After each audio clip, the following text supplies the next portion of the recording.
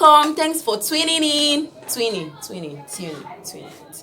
Hi guys, welcome back to my YouTube channel. My name is Moyolu. If you're new here, thanks for tuning in. I'm happy to be seeing you. Yes, I'm seeing you, don't worry. I'm seeing you, yes. Okay. So guys, I've put together this question and answer from the last career series webinar, to help you get clarification on how to merge your career interest, when to apply for job opportunities, and also get clarified upon your skills and career interests. So guys, stay tuned. If you have not watched the previous ones, please check below, or I'll link them somewhere.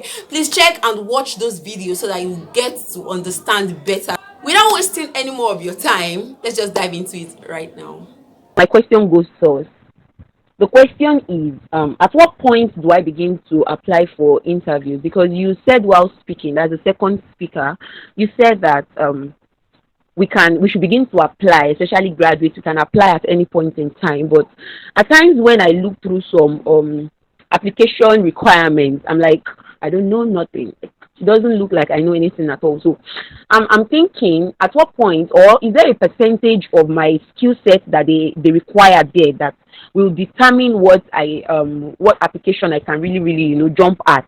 I don't know if you understand the question, or if there's someone that has a similar question, you could help ask better.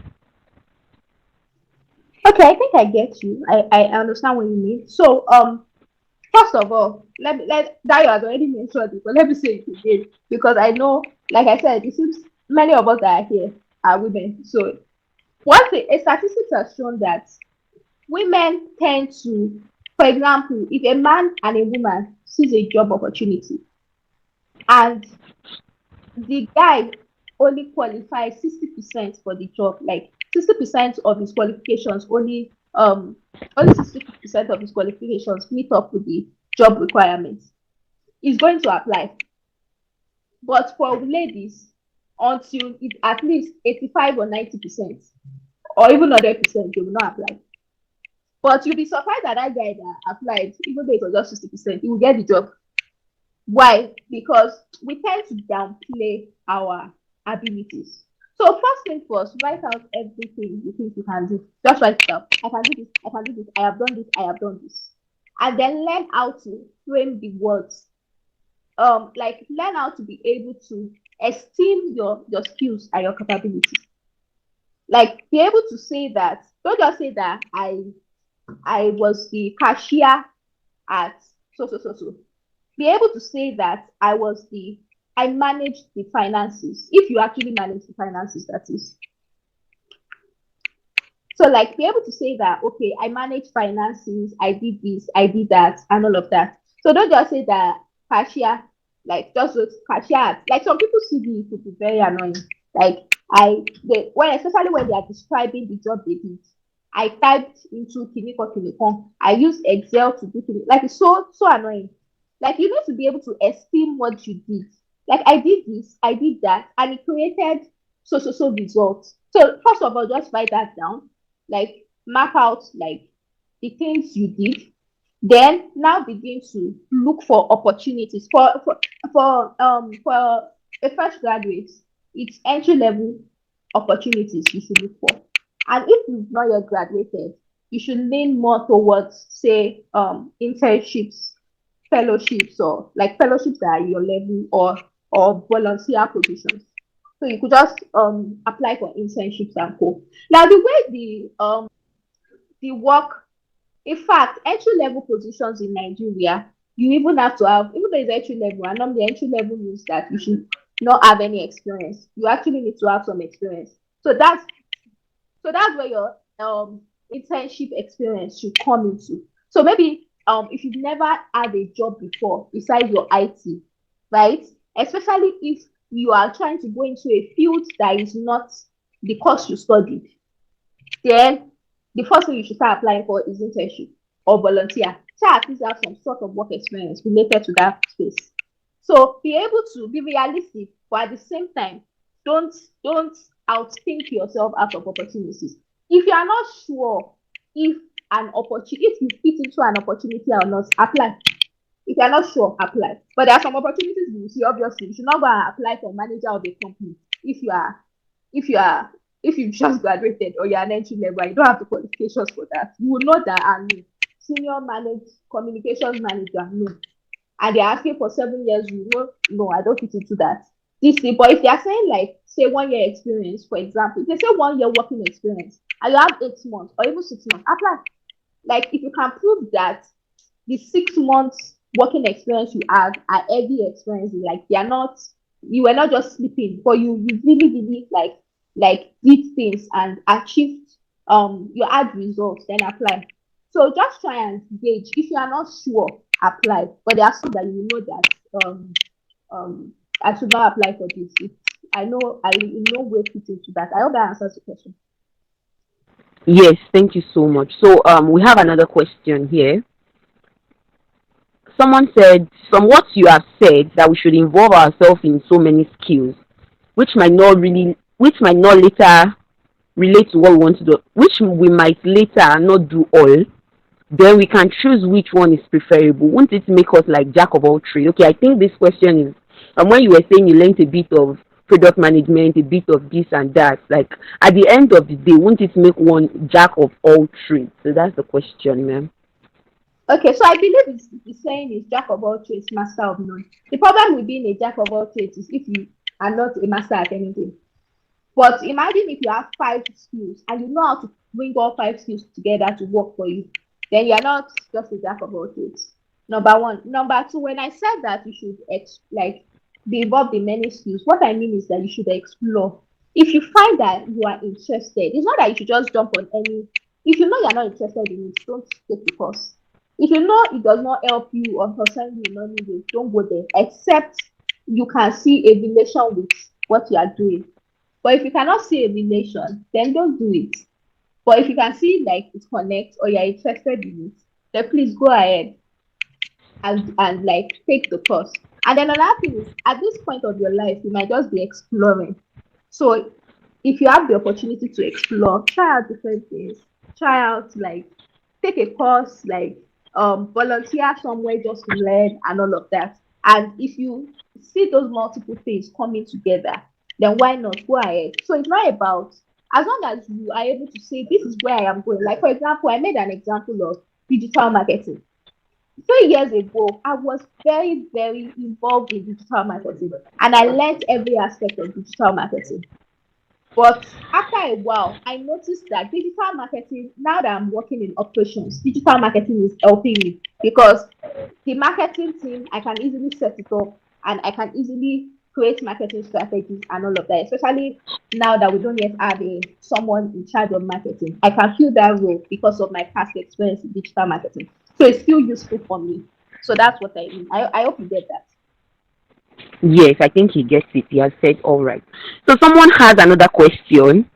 She's saying that for someone like her who does not for someone like her who has interest in three different career paths, what should she do?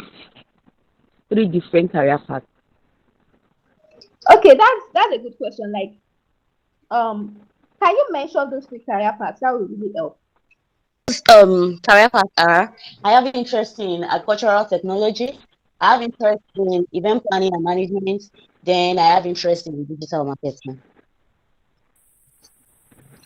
Okay, let me guess. Agricultural technology is the course you are studying, Yes. right? Okay. I always get a lot of this kind of questions a lot from people who either are fresh graduates or undergraduates. Okay. Agricultural technology, event planning, right?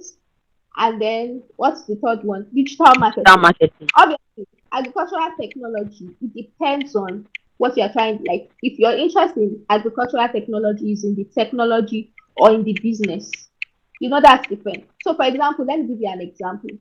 Now, the way skills come together, when we say you can combine skills, it doesn't necessarily mean that they have to be working hand in hand at the same time. What it means that at a certain time, skills can propel you to different things, to different positions, or or how do I say it? Or um they can sort of expose you. Okay, let me give an example. I took a course on event planning and management when I was in for either 300 level or 400 level. To today, I've not planned. Oh, no, no, no. Yes, that event planning and management, along with my writing, was what allowed me to get hired for my first job. That I was saying that I offered to volunteer and they gave me an internship. It was my event planning management certification or skill and my writing because they wanted to have an event and they needed someone to manage it. So I ended up managing and organizing that event. And I have seen that event planning skill also come into project management. Whenever I'm trying to manage a project, I have an idea of, for example, sometimes we might want to create very soon. We're planning at where I work to create an event for our vendors. Like our plan was that we were going to host them and all of that. And I already have a vision of how that should work, how these particular details are going to be important for that whole thing to be successful. So that is as sort of come into play, even though I am not an event planner right now.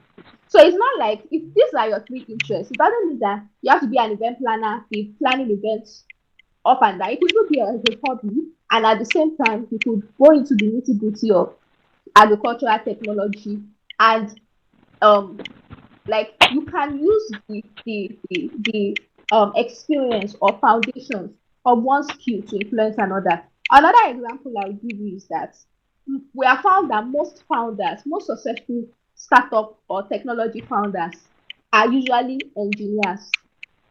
They were not planning to be they are not currently programming. All of them are CEOs. I'm sure Mark Zuckerberg has not coded a line of code for Facebook in a long time. He might have other side projects he's doing it, but he has been a CEO, and a CEO seems to require a different level of skills. Normally, people who are CEOs should be like have business background, have MBA, but these guys won't have it. Same thing with Elon Musk. Same thing with Jeff Bezos. Same thing with Bill Gates. All of these people have engineering background, and it has been shown that people who come from an engineering background think differently. They think in the angle of solving problems, of putting A and B together to give C. They think in systems, they think in equations and numbers, and that helps them to be able to build successful businesses.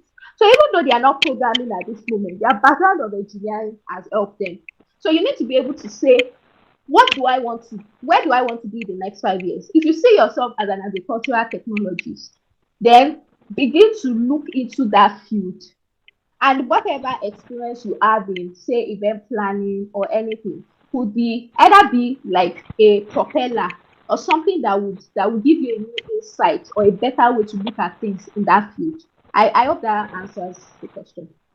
Wow, that was so educative, and I really learned a lot from it. I hope you learned a lot as well, because for me, I now understand how I can merge my different career interests around talking, around organizing, around negotiation, around pressing my phone. I mean, it's a skill if you don't know. So I now know how I can merge them together, and I get clarified also about when I should apply for interview. So let me know what stood out for you. Let me know what you learned in the comment section below, please. So guys, don't forget to subscribe, like, and share this video with as much people as would be of need. So till another time on this channel, I remain Muyolua, and remember, don't stop learning. Don't stop learning. I love you always, and I'm rooting for you. Bye.